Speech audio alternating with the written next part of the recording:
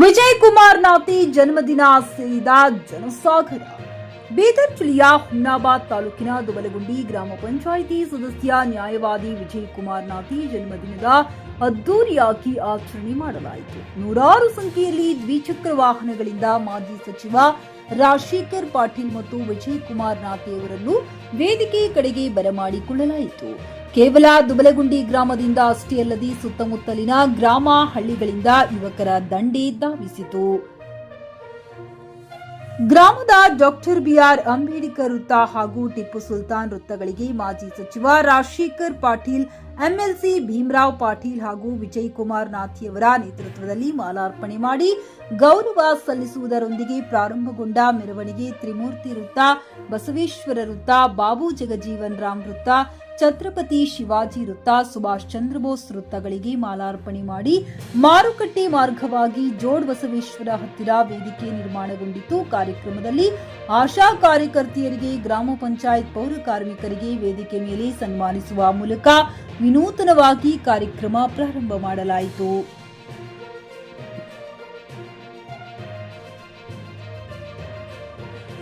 ಕಾರ್ಯಕ್ರಮ ಉದ್ದೇಶಿಸಿ ಮಾತನಾಡಿದ ಮಾಜಿ ಸಚಿವ ರಾಜಶೇಖರ್ ಪಾಟೀಲ್, ವಿಜಯ್ ಕುಮಾರ್ ನಾತಿ ಸುಮಾರು ವರ್ಷಗಳಿಂದ ವಕೀಲ ವೃತ್ತಿಯ ಮೂಲಕ ಹಾಗೂ ಪಂಚಾಯಿತಿ ಸದಸ್ಯರಾಗಿ ಕೆಲಸ ಮಾಡುತ್ತಾ ಬಂದಿದ್ದಾರೆ. ಅವರ ಮೇಲಿನ ಜನರ ಅಭಿಮಾನ ನೋಡಿದರೆ ಅವರ ಸೇವೆ ಎಷ್ಟು ಎನ್ನುವುದು ತಿಳಿಯುತ್ತದೆ. ಅವರಿಗಿನ್ನೂ ರಾಜಕೀಯ ಭವಿಷ್ಯವಿದೆ ಎಂದರು. ಇನ್ನು ಗ್ರಾಮದಲ್ಲಿ ಎಲ್ಲರೂ ಒಂದಾಗಿರಬೇಕು ಎಂದು, ಒಂದೇ ಮನೆಯಲ್ಲಿ 4 ಮಕ್ಕಳು ಇದ್ದರೆ ಭಿನ್ನಾಭಿಪ್ರಾಯ ಇದ್ದೇ ಇರುತ್ತೆ. ರಾಜಕೀಯವು ಹಾಗೆಯೇ 4 ಜನ ನಮ್ಮ ಜೊತೆಗೆ ಇದ್ದಾರೆ ಎಂದರೆ ಭಿನ್ನಾಭಿಪ್ರಾಯ ಇರುತ್ತದೆ. ಒಬ್ಬರನ್ನೊಬ್ಬರು ಹೊಂದಿಕೊಂಡು ಹೋಗಬೇಕು ಎಂದು ಸಲಹೆ ನೀಡಿದರು. ವಿಜಯ್ ಕುಮಾರ್ ನಾತಿ ಮಾತನಾಡಿ, ನನ್ನ ಒಂದೇ ಕರೆಗೆ ಹೋಗಟ್ಟು ಸಾವಿರಾರು ಸಂಖ್ಯೆಯಲ್ಲಿ ಯುವಕರು, ಹಿರಿಯರು, ತಾಯಂದಿರು ಬಂದಿದ್ದೀರಿ. ನಿಮಗೆ ಚಿರಋಣಿಯಾಗಿರುತ್ತೇನೆ. ನಿಮ್ಮ ಋಣ ತೀರಿಸೋಕೆ ಆಗಲ್ಲ ನನ್ನಿಂದ.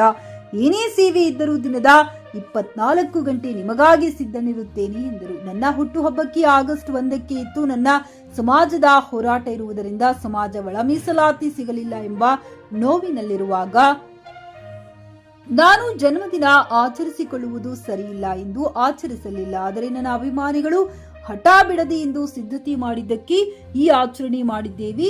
ಇಷ್ಟು ಜನ ಬರ್ತಾರೆ ಅಂತ ಯೋಚಿಸಿರಲಿಲ್ಲ. ಜನಸಾಗರವೇ ಹರಿದು ಬಂದಿದೆ. ನಿಮಗೆ ಕೋಟಿ ಕೋಟಿ ಅಭಿನಂದನೆಗಳನ್ನ ಸಲ್ಲಿಸುತ್ತೇನೆ ಎಂದರು.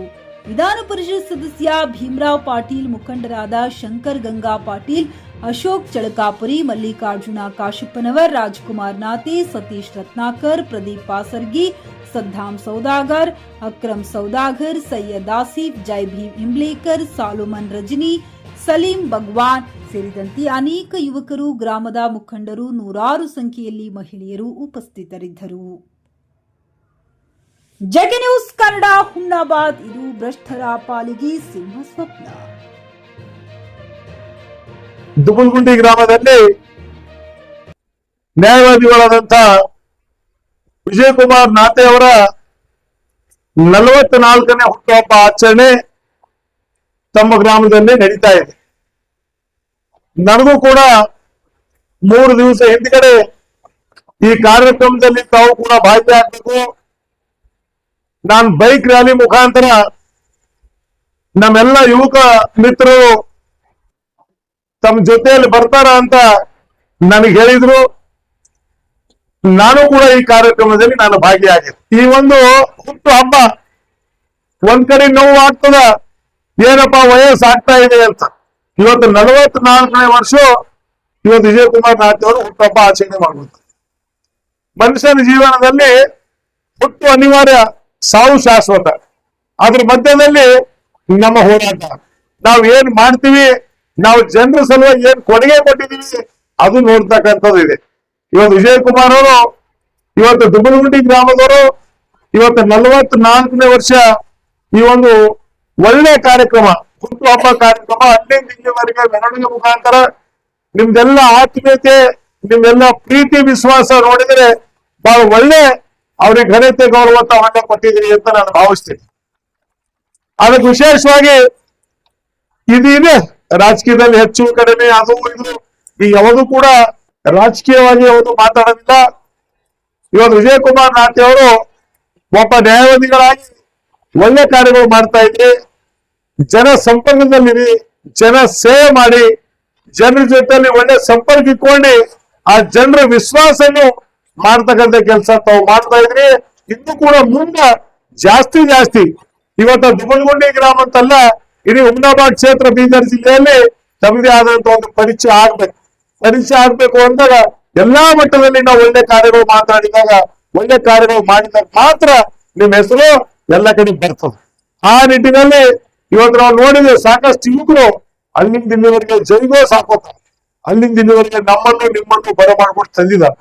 ನಾನು ವಿಜಯಕುಮಾರ್ ನಾಯ್ಕ ಅವರಿಗೆ ಹೇಳ್ತೀನಿ, ನನ್ನ ಪರವಾಗಿ ಬಸವರಾಜ್ ಪಾಟೀಲ್ ಪರಿವಾರದ ಪರವಾಗಿ ನಿಮಗೆ ಆರ್ಥಿಕ 44ನೇ ಹುಟ್ಟುಹಬ್ಬದ ಆರ್ಥಿಕ ಶುಭಾಶಯ.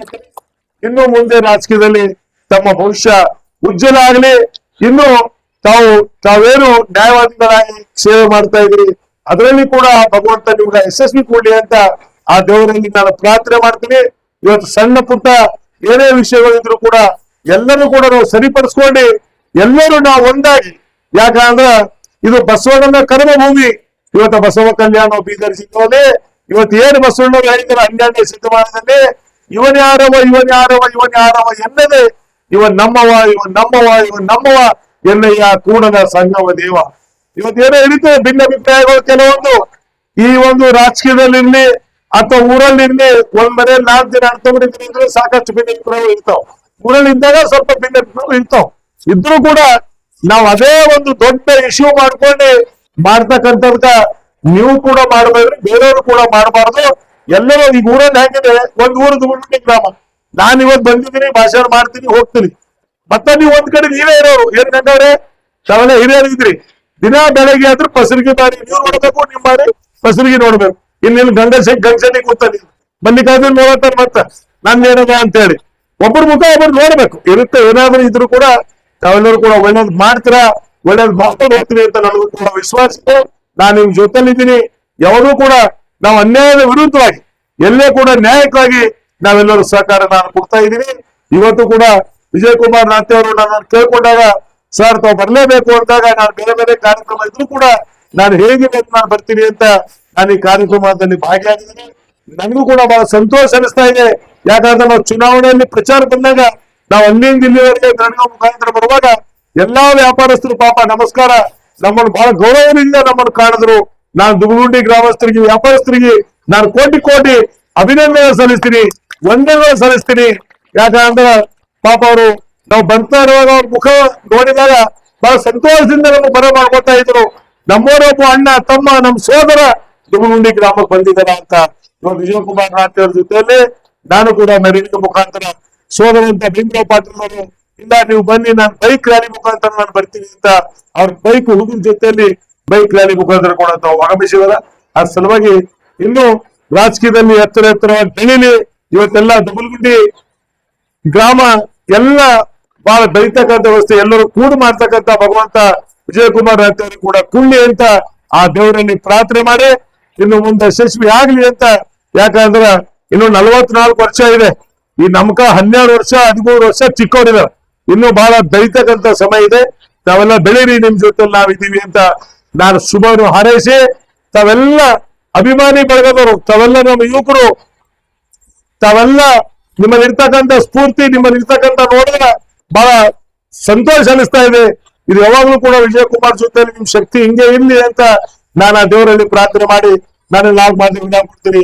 ಜೈ ಹಿಂದ್, ಜೈ ಕರ್ನಾಟಕ. ಮೊಟ್ಟ ಮೊದಲನೇದಾಗಿ ನಮ್ಮ ದುಬಲ್ಗುಂಡಿ ಗ್ರಾಮದ ಜನತೆಗೆ ಧನ್ಯವಾದ ಹೇಳ್ತೀನಿ. ನಾನು ಇಷ್ಟೆಲ್ಲ ನನಗ ಪ್ರೀತಿ ವಿಶ್ವಾಸ ಕೊಡ್ಲಕ್ಕೆ ಎಲ್ಲ ಜನರೇ ಕಾರಣ ಅದ.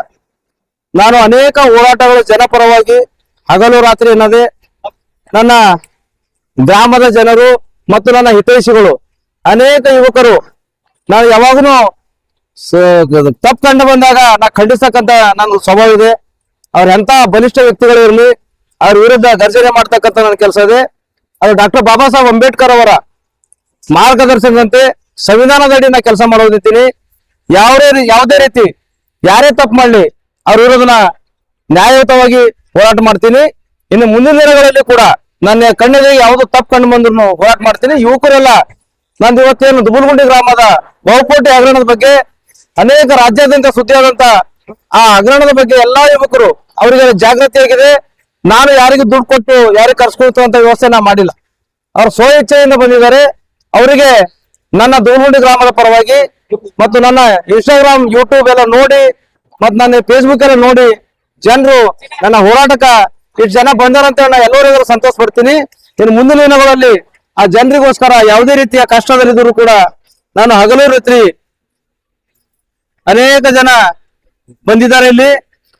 ನಂತರ JK ನ್ಯೂಸ್ ನಿರಂತರವಾಗಿ 3 ತಿಂಗಳಿಂದ ಹೋರಾಟ ನಾ ಮಾಡ್ತಾ ಇದ್ದೀನಿ. ಆ ಹೋರಾಟ ಮಾಡಿದಾಗನು JK ನ್ಯೂಸ್ ನಲ್ಲಿ ಪ್ರತಿಯೊಂದು ಕ್ಷಣದ ಸುದ್ದಿಗಳನ್ನು ಅವ್ಯವಹಾರದ ವಿರುದ್ಧ ನೀವೆಲ್ಲ ನನ್ನ ಜೊತೆ ನಾನು ಸಹಕಾರ ಮಾಡಿದ್ರಿ. ನಿಮ್ಮ JK ನ್ಯೂಸ್ ಮತ್ತು ಉಳಿದಂತ ಎಲ್ಲಾ ಪ್ರಿಂಟ್ ಮೀಡಿಯಾ, ಎಲ್ಲ ಪತ್ರಿಕೆ ಮಾಧ್ಯಮಗಳಿಗೆ ಧನ್ಯವಾದ ಸಲ್ಲಿಸ್ತೇನೆ. ಮತ್ತು 1ನೇ ತಾರೀಕು ನನ್ನ ಜನ್ಮ ದಿನಾಚರಣೆ ಇತ್ತು. ಅಂದು ಸದಾಶಿವ ಆಯೋಗದ ಹೋರಾಟ ಇತ್ತು.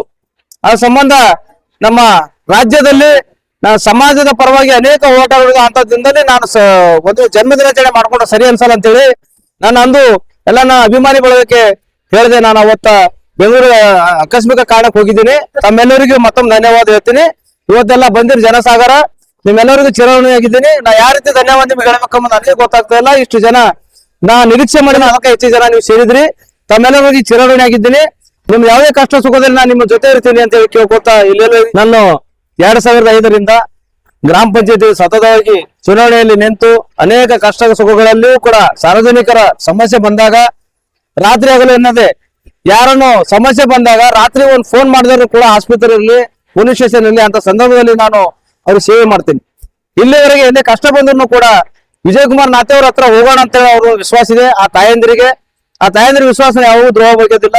ಅವ್ರ ಕಷ್ಟದಲ್ಲಿ ಅನೇಕರನ್ನ ಕಷ್ಟ ಬಂದ್ರು ತೊಂದರೆ ಅನೇಕ ಜನ ತೊಂದರೆ ಕೊಟ್ರು ಅವ್ರ ಜೊತೆ ನಾನು ಇರ್ತೀನಿ ಅಂತ ಹೇಳಿ ಕೇಳ್ಕೊತಾ ಇದ್ದೀನಿ. ಮತ್ತೆ ನನಗೇನು ಪ್ರೀತಿ ವಿಶ್ವಾಸ ಇಟ್ಟು ತಾಯಂದಿರು ಎಲ್ಲರೂ ಬಂದಿದ್ದಾರೆ, ಅಕ್ಕ ತಂಗಿಯವರು ಎಲ್ಲರಿಗೂ ಕೂಡ ನಾನು ಚಿರಋಣಿ. ಅವ್ರು ಇಟ್ಟಂತ ನನ್ನ ಮೇಲೆ ಇಟ್ಟಂತ ಪ್ರೀತಿ ವಿಶ್ವಾಸಕ್ಕೆ ಅವ್ರೆಲ್ಲರಿಗೂ ಚಿರಋಣಿಯಾಗಿದ್ದೀನಿ. ನನ್ನ ಯಾವ ಭಾಷೆದಿಂದ ಅವ್ರಿಗೆ ಹೇಳ್ಬೇಕು ಅನ್ನೋದು ನನಗೂ ಅರ್ಥ ಆಗ್ತಾ ಇಲ್ಲ. ಎಲ್ಲರೂ ನನ್ನ ಮೇಲೆ ವಿಶ್ವಾಸ ಇಟ್ರಿ, ನಿಮ್ ವಿಶ್ವಾಸ ನಾನು ದ್ರೋಹ ಬಗೆಯಲ್ಲ ಅಂತ ಹೇಳ್ತೀನಿ. ಯಾಕಂದ್ರ 24x7 ನಿಮ್ಗೆ ಸೇವೆಯನ್ನ ಸದಾ ಸಿದ್ಧ ಇರ್ತೀನಿ. ನಿಮ್ ಯಾವುದೇ ಕಷ್ಟ ಸುಖದಲ್ಲಿ ನಾನು ಇರ್ತೀನಿ. ನನ್ನ ಮೇಲೆ ನೀವು ವಿಶ್ವಾಸ ಇಟ್ರಿ, ನಿಮ್ ವಿಶ್ವಾಸ ದ್ರೋಹ ಮಾಡೋದಿಲ್ಲ ಅಂತ ಹೇಳಿ ನಿಮ್ಮ ಮಾಧ್ಯಮದ ಮುಖಾಂತರ ನಾನು ಹೇಳ್ತೀನಿ. ಸರ್, ಎಲ್ಲೋ ಒಂದ್ ಕಡೆ ಇದು ಒಂದು ಮುಂದಿನ ರಾಜಕೀಯಕ್ಕೆ ಒಂದು ದಿಕ್ಸೂಚಿ ನಾತೆಯವರ ಜನ್ಮದಿನ ಅಂತ ಹೇಳಿ ಜನ ನಿರ್ಧಾರ ಮಾಡ್ತಾರೆ, ನಮ್ಮ ಪಕ್ಷ ನಿರ್ಧಾರ ಮಾಡುತ್ತೆ. ನಾ ಪಕ್ಷದ ಒಬ್ಬ ಶಿಸ್ತಿನ ಸಿಪಾಯಿ ಆಗಿದ್ದೀನಿ. ನನ್ನ ಪ್ರಯತ್ನ ಅಷ್ಟೇ. ನಾನು ಜನ್ಮದಿನಾಚರಣೆ ಮಾಡ್ಕೊಂಡಿದ್ದೀನಿ. ಯಾವುದೇ ರಾಜಕೀಯ ಉದ್ದೇಶ ಇಲ್ಲ. ನನ್ನ ಅಣಿಬಾರ್ನಲ್ಲಿ ರಾಜಕೀಯ ಬರುತ್ತದೆ. ಅದ್ರ ಸಲುವಾಗಿ ನಾ ಯಾವುದೇ ರಾಜಕೀಯ ಉದ್ದೇಶ ಇಟ್ಕೊಂಡಿಲ್ಲ. ಮತ್ ರಾಜಕೀಯ ಉದ್ದೇಶ ಇಲ್ಲ ಅಂದ್ರೆ ನಾನು ಸನ್ಯಾಸಿನೂ ಅಲ್ಲ. ನಾನು ಇನ್ನು ಮುಂದಿನ ದಿನಗಳಲ್ಲಿ ನಾನು ಜಿಲ್ಲಾ ಪಂಚಾಯತಿ ಚುನಾವಣೆಯಲ್ಲಿ ಪ್ರಬಲ ಆಕಾಂಕ್ಷಿ ಇದ್ದೀನಿ. ನಮ್ಮ ನಾಯಕರು ಏನ್ ಹೇಳ್ತಾರ, ಅವ್ರ ನಾಯಕರ ನಾಯಕತ್ವದಲ್ಲಿ ನಾ ಚುನಾವಣೆ ಮಾಡ್ಬೇಕು. ಅವ್ರ ಪಕ್ಷ ಏನ್ ಹೇಳ್ತದ ಆ ಪಕ್ಷದ ಪರವಾಗಿ ನಾ ಕೆಲಸ ಮಾಡ್ತೀನಿ.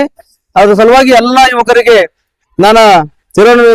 PUC ಮುಗಿಸಿ ನರ್ಸಿಂಗ್ ಮಾಡಲು ಹಾಗೂ ಫಿಸಿಯೋಥೆರಪಿ ಮಾಡಲು ಇಚ್ಛಿಸುವವರಿಗೆ ಉತ್ತಮ ಅವಕಾಶ. ಹುಮ್ನಾಬಾದ್ನ HKDETಯ Umadevi Patil college of nursing ನಲ್ಲಿ BSc ನರ್ಸಿಂಗ್ ಹಾಗೂ ಡಿಪ್ಲೊಮಾ ನರ್ಸಿಂಗ್ ಕೋರ್ಸ್ ಲಭ್ಯ. ಹಾಗೂ ಭೀಮರಾವ್ ಪಾಟೀಲ್ ಕಾಲೇಜ್ ಆಫ್ ಫಿಸಿಯೋಥೆರಪಿನಲ್ಲಿ BBT ಮತ್ತು MPT ಸ್ನಾತಕೋತ್ತರ ಪದವಿ ಲಭ್ಯವಿದೆ. ಇಲ್ಲಿ ಪ್ರವೇಶ ಪ್ರಾರಂಭವಾಗಿದ್ದು ಉತ್ತಮವಾದ ಕ್ಲಾಸ್ ರೂಮ್, ಅನುಭವವುಳ್ಳ ಅಧ್ಯಾಪಕರಿಂದ ಬೋಧನೆ, ಪ್ರತ್ಯೇಕ ಲ್ಯಾಬ್ಗಳ ವ್ಯವಸ್ಥೆ, ಹೈಟೆಕ್ ಆಸ್ಪತ್ರೆಯೂ ಲಭ್ಯವಿದೆ. ಹಾಗೂ ವಿದ್ಯಾರ್ಥಿಗಳಿಗೆ ಪ್ರತ್ಯೇಕ ಹಾಸ್ಟೆಲ್ ವ್ಯವಸ್ಥೆಯೂ ಲಭ್ಯವಿದೆ.